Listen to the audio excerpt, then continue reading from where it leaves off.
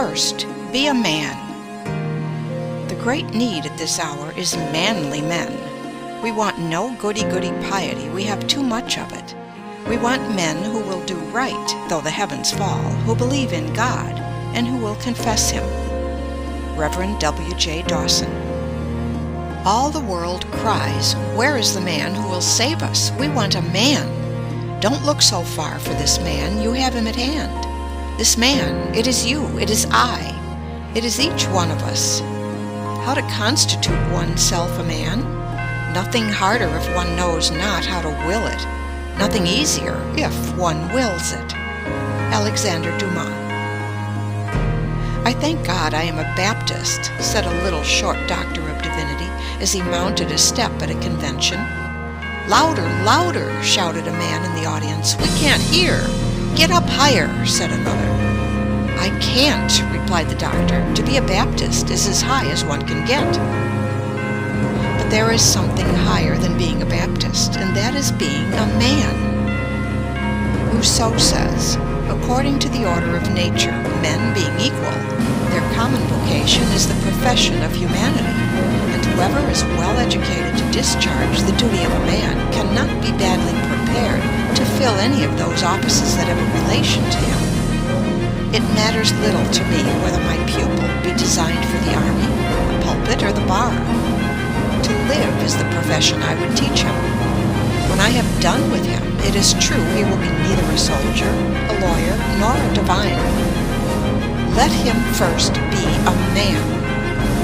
Fortune may remove him from one rank to another, as she pleases. He will always be found in his place.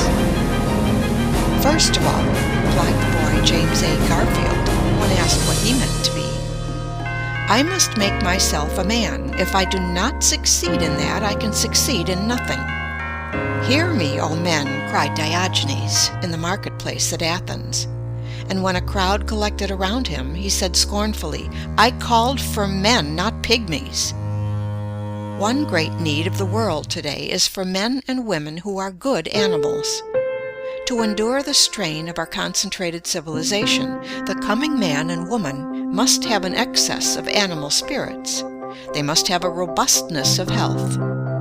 Mere absence of disease is not health. It is the overflowing fountain, not the one half full, that gives life and beauty to the valley below. Only he is healthy who exults in mere animal existence, whose very life is a luxury, who feels a bounding pulse throughout his body, who feels life in every limb, as dogs do when scouring over the field, or as boys do when gliding over fields of ice. Dispense with the doctor by being temperate, the lawyer by keeping out of debt, the demagogue by voting for honest men, and poverty by being industrious. Nephew, said Sir Godfrey Kneller, the artist, to a Guinea slave trader, who entered the room where his uncle was talking with Alexander Pope, you have the honor of seeing the two greatest men in the world.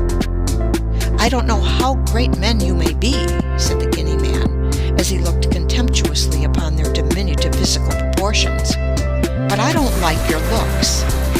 I have often bought a much better man than either of you, all muscles and bones, for 10 guineas. A man is never so happy as when he suffices to himself and can walk without crutches or a guide.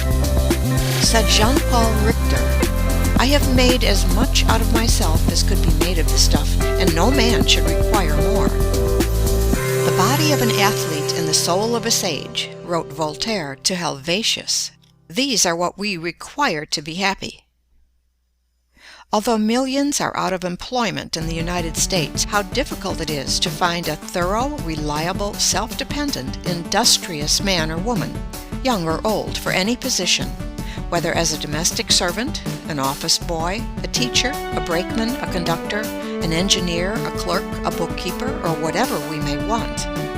It is almost impossible to find a really competent person in any department, and oftentimes we have to make many trials before we can get a position fairly well filled. It is a superficial age. Very few prepare for their work. Of thousands of young women trying to get a living at typewriting, many are so ignorant, so deficient in the common rudiments arrogance even, that they spell badly, use bad grammar, and know scarcely anything of punctuation. In fact, they murder the English language. They can copy, parrot-like, and that is about all. The same superficiality is found in nearly all kinds of business. It is next to impossible to get a first-class mechanic. He has not learned his trade. He has picked it up and botches everything he touches, spoiling good material and wasting valuable time. In the professions, it is true, we find greater skill and faithfulness, but usually they have been developed at the expense of mental and moral breadth. The merely professional man is narrow. Worse than that, he is in a sense an artificial man, a creature of technicalities and specialties, removed alike from the broad truth of nature and from the healthy influence of human converse. In society, the most accomplished man of mere professional skill is often a nullity. He has sunk his personality in his dexterity. The aim of every man, said Humboldt, should be to secure the highest and most harmonious development of his powers to a complete and consistent whole. Some men impress us as immense possibilities. They seem to have a sweep of intellect that is grand, a penetrative power that is phenomenal. They seem to know everything, to have read everything, to have seen everything. Nothing seems to escape the keenness of their vision, but somehow they are forever disappointing our expectations. They raise great hopes only to dash them. They are men of great promise, but they never pay. There is some indefinable want in their makeup. What the world needs is a clergyman who is broader than his pulpit, who does not look upon humanity with a white neckcloth ideal, and who would give the lie to the saying that the human race is divided into three classes: men, women, and ministers. Wanted, a clergyman who does not look upon his congregation from the standpoint of old theological books and dusty cobweb creeds, but who sees the merchant as in his store, the clerk as making sales, the lawyer pleading before the jury, the physician standing over the sickbed. In other words, who looks upon the great, throbbing, stirring, pulsing, competing, scheming, ambitious, impulsive, tempted mass of humanity as one of their number, who can live with them, see with their eyes, hear with their ears, and experience their sensations. The world has a standing advertisement over the door of every profession, every occupation, every calling. Wanted, a man.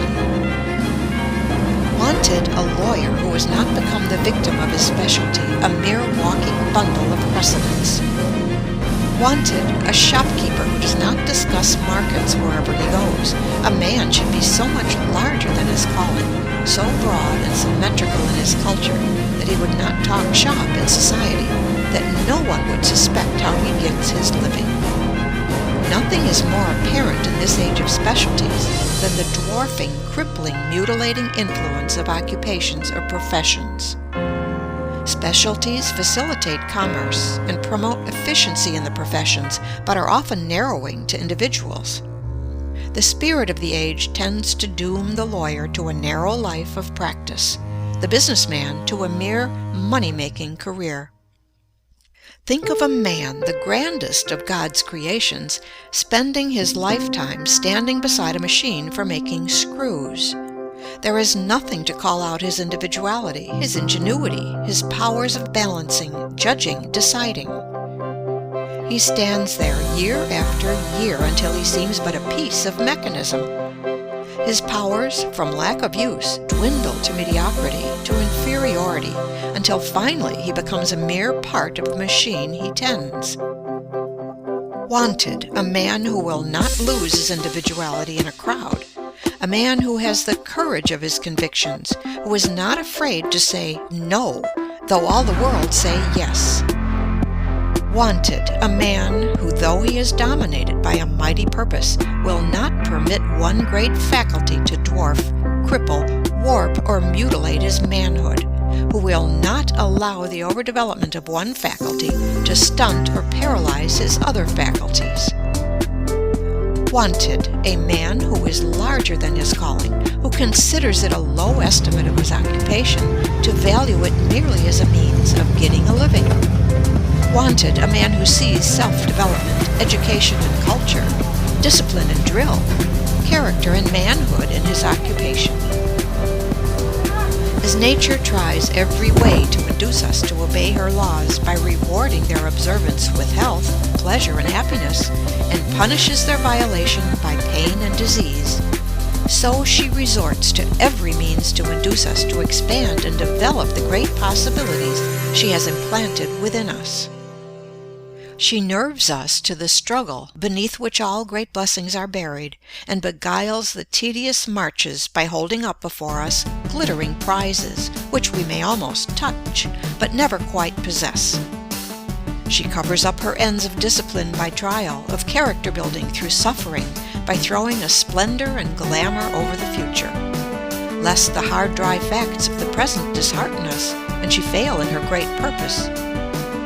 How else could nature call the youth away from all the charms that hang around young life, but by presenting to his imagination pictures of future bliss and greatness, which will haunt his dreams until he resolves to make them real?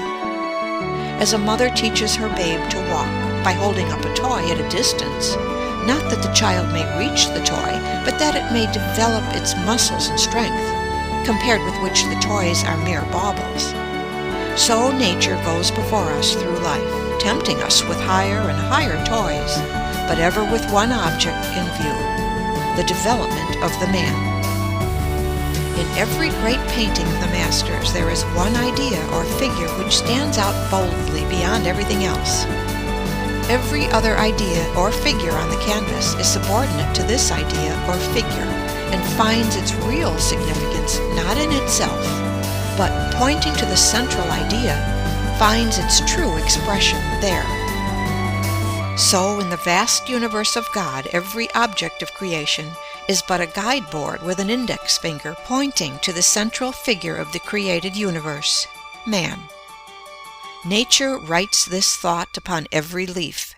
She thunders it in every creation. It exhales from every flower. It twinkles in every star. Open thy bosom, set thy wishes wide, and let in manhood, let in happiness. Admit the boundless theater of thought from nothing up to God, which makes a man. Young. End of Chapter 1. Recording by Pamela Krantz.